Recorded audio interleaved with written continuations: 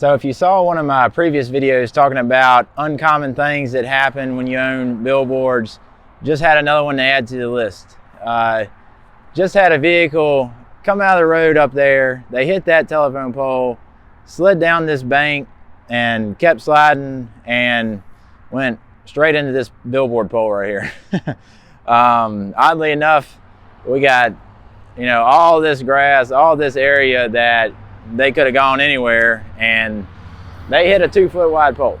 But anyway, they really wasn't that bad of damage, but they did take out the meter box and the conduit and everything below it.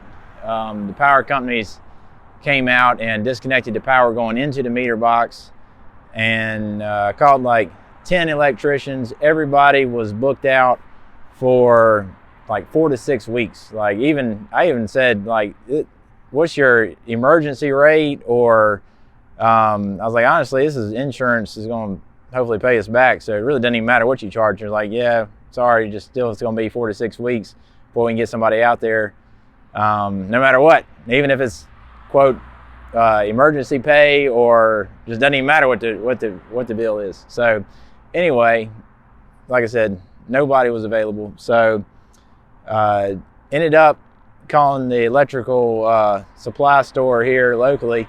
They actually had the flex 1.25" flex conduit. They had a meter box, and they had the #1 AWG wire to replace the main wire going in through the meter box to the breaker box. So my dad and I just ran over there, picked that stuff up, and we ended up fixing it ourselves. Primarily just because thankfully I do have a contractor's license, so that came in handy here.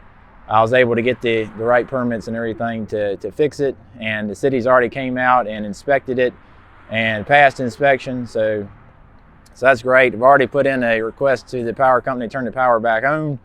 So unfortunately, electric companies, they work on their own schedule, so we'll see how quickly we can get this turned back on, because this board is pretty much sold out. It's about 16 folks advertising here, so hopefully I do have the crash report number and everything, so hopefully we can file a claim with State Farm and send them an invoice for the amount of days that the power's off for 16 advertising clients and electrical repairs, reseeding the ground, straw, probably do a full inspection on the billboard to make sure no cracks and bolts and everything are still tight, footer inspection. So anyway, just crazy stuff that happens that you don't ever think would happen. And yeah, so anyway, add that one to the list. All right, one other update. In my previous video, you may have saw where they installed this sign right here, right in the line of sight of the billboard, on down, 100 feet or so. And these signs, they can be downright impossible to get moved once they're put up.